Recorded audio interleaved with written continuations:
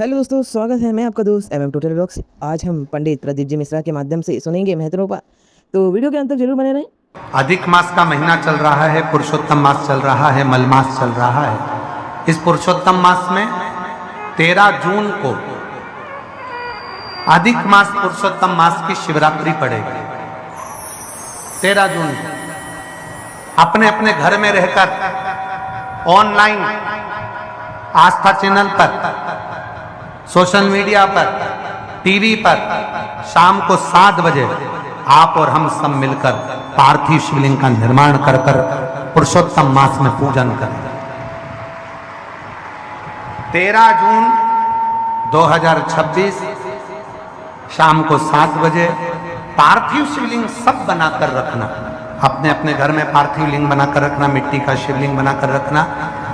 पूजन की लिस्ट हम कल आस्था वालों को भी दे देंगे, जिससे कथा जब चालू होगी तो कथा चालू होने के पहले पूजन की लिस्ट चल जाएगी कि पूजन में क्या क्या सामान चाहिए।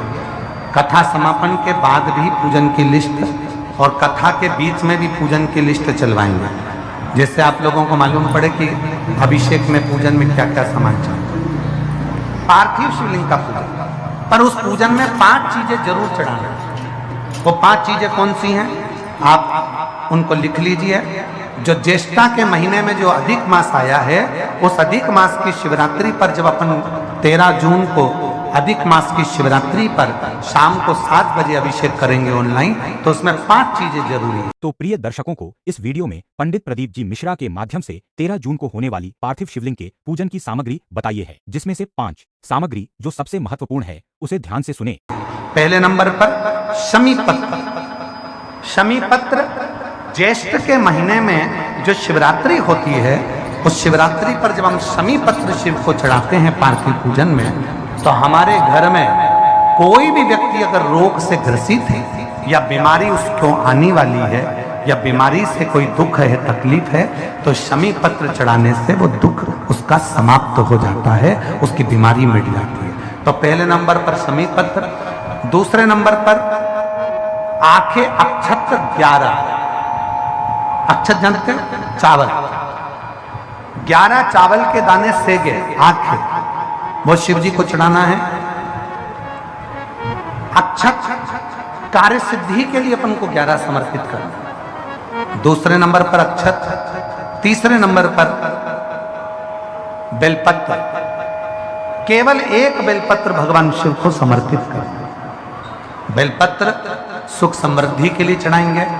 और चौथे नंबर पर कनेर का पुष्प, जो ज्येष्ठा अधिक मास की शिवरात्रि है, उस पर कनेर का पुष्प चढ़ाएंगे। वो कनेर का पुष्प घर में जो चिड़चिड़ प्रवृत्ति होती है, क्रोध होता है, आपस में एक दूसरे से नहीं बनती है, उसको शांत करने के लिए कनेर का पुष्प चढ़ाएंगे। और 5वें नंबर पर भगवान शंकर को कच्चा दूध, जिसमें थोड़ा सा या तो गुड़ या थोड़ी सी शक्कर उसमें मिली होगी, वो शिव जी को समर्पित करेंगे। ऐसी 5 चीजें जो जरूरी है अधिक मास की शिवरात्रि पर 13 जून शाम को 7 बजे ऑनलाइन आप और हम सब अपने अपने घरों में रहकर टीवी के माध्यम से, आस्था चैनल के माध्यम से, सोशल मीडिया के माध्यम से ऑनलाइन पूजन करेंगे। और पूरा देश ये अधिक मास के पवित्र अवसर पर, पुरुषोत्तम मास के पवित्र अवसर पर इसकी पूजन, पार्थिव पूजन करेगा, जिससे अपने जीवन को आनंदित करेगा। सती मैया को शिव जी ने स्वीकार करा। पार्थिव पूजन की महत्वता इतनी प्रबल है कि पाषाण में भी देवता को प्रकट कर दिया। मेरी जीजियों, जब हम पार्थिव पूजन करते हैं, पार्थिव शिवलिंग का निर्माण करते हैं,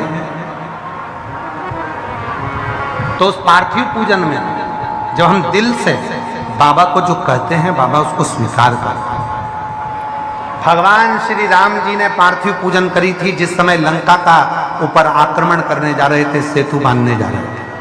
भगवान कृष्ण ने पार्थिव पूजन करी थी जब भगवान कृष्ण की यहाँ संतान नहीं थी, तब उन्होंने गर्गाचार्य बाबा के कहने पर पार्थिव पूजन। घर में बैठकर जो 13 जून को हम देखें तिथि, 13 जून को जो शिवरात्रि पड़ेगी, मलमास की, अधिक मास की, पुरुषोत्तम मास की, उसके घर में रहकर पार्थिव पूजन। और उस पूजन का फल प्राप्त हो। कैसा भी रोग हो, कैसी भी तकलीफ हो, वो समाप्त होती। 3 साल में एक बार जो ये मलमास आता है, इसकी जो शिवरात्रि है वो हमें सुख प्रदान करती है। एक बार मलमास आता है, हर 3 वर्ष में मलमास आता है, और मलमास के अंतर्गत, अधिक मास के अंतर्गत, पुरुषोत्तम मास के अंतर्गत जो शिवरात्रि आती है, उस शिवरात्रि पर यदि पार्थिव शिवलिंग बनाकर पूजन करी जाती है तो काया का कैसा भी रोग हो वो समाप्त होकर ही रहता है। ये पार्थिव पूजन है। हेलो दोस्तों, वीडियो के अंत तक बने रहने के लिए धन्यवाद। वीडियो को लाइक शेयर करें और मेरे चैनल टोटल वर्क को सब्सक्राइब जरूर करें। ऐसे ही उपायों के लिए बने रहे हमारे चैनल के साथ। श्री शिवाय नमस्तुभ्यम।